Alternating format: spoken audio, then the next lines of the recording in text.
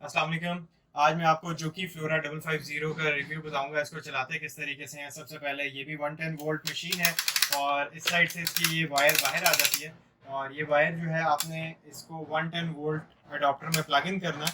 ये इसका 110 volt adopter है, इसके अंदर आपने प्लग इन कर लेना मशीन को। उसके बाद ये इसका main power on end of का बटन है। यहाँ से इसको प्रेस करें तो इस सामने आपको डिस्प्ले के अंदर लाइट नज़र आ जाएगी।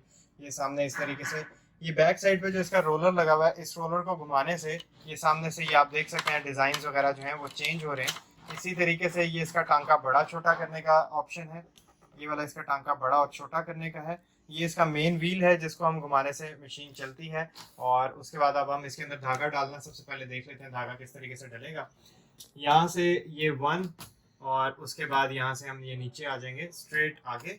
उसके बाद इस साइड से धागे को गुजारते हुए जब भी धागा डालना है या धागे को निकालना है, ये फुट लीवर जो है वो आपने ऊपर की तरफ रखना है। उसके बाद यहाँ से ये इस हुक की बैक साइड से और उसके बाद बिल्कुल स्ट्रेट निडल के साथ एक पिन है, उसके अंदर से गुजारते हुए स्ट्रेट आपने सुई के अंदर धागे को डाल देना।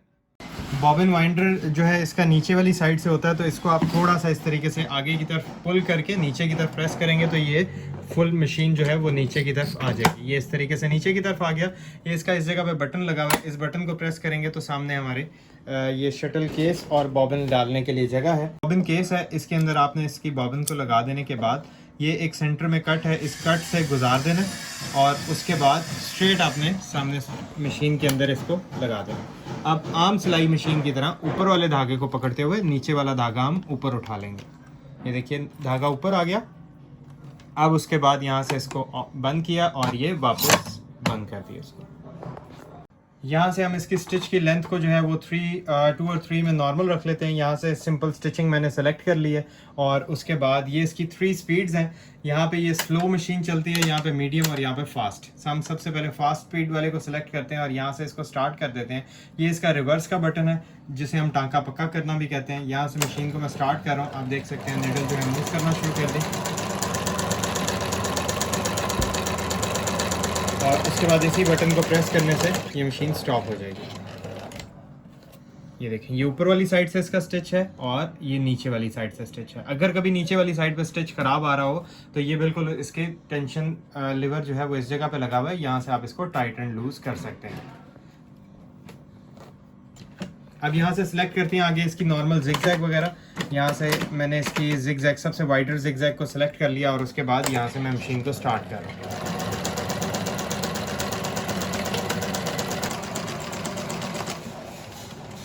ये देखें ये मशीन ने जिगजैग बना दी, ये नीचे वाली साइड से, ये ऊपर वाली साइड से। इसी तरीके से ऑनवर्ड्स आगे चलें तो मशीन के अंदर कुछ स्टिचेस हैं। फ्रंट बैक का स्टिच है इसके अंदर, जैसा कि ये फ्रंट बैक का स्टिच है।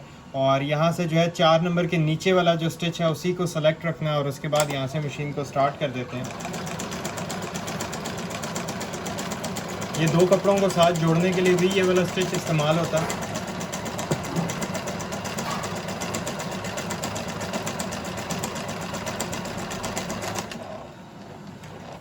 ये देखिएगा ये बिल्कुल 2 कपड़ों को साथ जोड़ने के लिए भी इस्तेमाल होता है ये वाला स्टिच। इसके बाद अब आगे चलते हैं इसके डिफरेंट किस्म के स्टिचेस के ऊपर। इसके नीचे ये चेन स्टिच भी है जिसे क्रॉस स्टिच भी कहा जाता है, तो उसको बनाकर देख लेते हैं। बहुत इजी टू यूज़ मशीन है। इस जगह पे इस मशीन के सारे फुट्स वगैरह ऊपर पड़े होते हैं, जिस तरीके से कुछ ये सिंपल स्टिचिंग के लिए है, इसके अलावा ओवरलॉक वगैरह के लिए है, ये हिडन स्टिच के लिए फुट है। इस किस्म के काफ़ी हैं, ये जिप वगैरह लगाने के लिए है। तो इसी तरीके से आगे आगे चल के मैं आपको बताता हूँ कि ये किस तरीके से काम करते हैं। देखिएगा चेन स्टिच जो कि मैं अभी आपको बता रहा था। अच्छा अब बारी आ जाती है इसके काज वगैरह करने की। तो सबसे पहले मैं मेन इसके जो की फ़ीचर्स हैं उसके बारे में आपको बता देता हूँ। काज के लिए इसका ये वाला फुट है और ये वाला फुट लगाने का तरीकाकार कुछ इस तरीके से कि सबसे पहले आपने इस जगह पे बटन का साइज़ दे देना है। सपोज करते हैं हमारा एक ये बटन है और हम इस जगह पे इसको यहाँ पे ओपन करके इस जगह पे साइज़ दे दिया। बेशक यहाँ पे बटन को रख दीजिएगा और उसके बाद फुट चेंज करने का तरीकाकार इसके अंदर कुछ इस तरीके से कि पीछे बैक साइड पर एक लेवर लगा हुआ है, उसको प्रेस करें ये फुट रिलीज़ हो जाएगा। उसके बाद ये बिल्कुल इसके नीचे यहाँ पर आपने फुट को रख देना। यहाँ से इसको अटैच करें नीचे की तरफ, जस्ट इसके नीचे रख के, और उसके बाद एक काज का सेंसर लिवर होता है उसे डाउन करना मत भूलिएगा। ये हमने यहाँ से लिवर को आगे कर दिया और उसके बाद अब हम यहाँ से इसको कपड़े को इसके नीचे लगा लेते हैं। यहाँ से हमने काज को सिलेक्ट कर लेना है। यहाँ से देखिए ये मैं काज वाले सिस्टम के ऊपर आ गया, तो यहाँ पे मशीन बता भी रही है कि ये वाला फुट लगा लें। और यहाँ से मैं स्टिच को कर देता हूँ काज के ऊपर इस जगह से, और यहाँ से मैं मशीन को स्टार्ट कर रहा हूँ। ये एक्स्ट्रा थ्रेड जो है इसको कट कर लीजिएगा। और देखिए उसने इसको पीछे की तरफ किया, पीछे पहुंचने के बाद इसने आगे की तरफ इसको लॉक कर दिया।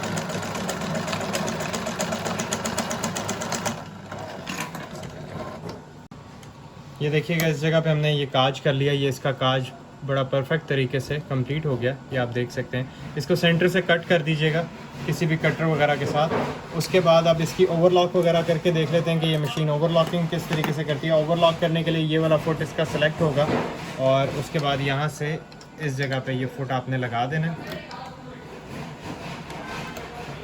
ये लेवर वापस ऊपर कर रहा हूँ इसका। ओवरलॉक जैसा कि हमें पता कि कपड़े के किनारे के ऊपर होती है, तो यहाँ से मैंने इसको ये ब्लैक वाला जो सेपरेटर है इससे लेफ़्ट हैंड साइड पे रखते हुए यहाँ से हम इसको देख लेते हैं। स्टिच जो हमने सेलेक्ट करना है वो हम इस जगह पे आ जाते हैं। तो यहाँ पे ये देखिए ये 5 नंबर के ऊपर ये इसके ऊपर ये 5 नंबर वाला फुट बना हुआ है। ये फुट की डायग्राम भी आ रही है। यहाँ से मैं इसको स्टार्ट कर देता हूँ। यहाँ से टांका जो है हम फुल पे कर देंगे। टांका बिल्कुल 0 पे या 1 पे नहीं रखना, बिल्कुल फुल पे आपने टांके को रखना है, और इसको यहाँ से स्टार्ट कर देना। ये जोकी कंपनी की बहुत ही पायदार किस्म की मशीन है, काफ़ी रिलायबल है।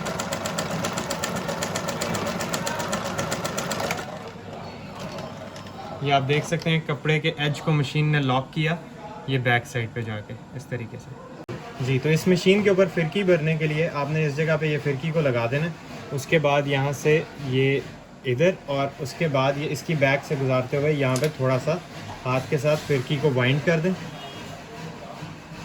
जैसा कि ये मैंने हाथ के साथ वाइंड किया। और फिरकी को नीचे प्रेस करने के बाद इसको आपने इस साइड पे प्रेस कर देना। ये आप देख सकते हैं यहाँ पे ये बॉबिन वाइंड हो रही है, और बॉबिन वाइंड होने के बाद या तो ये ऑटोमेटिकली उधर कर देगी या आप इसको मैनुअली उधर कर दें।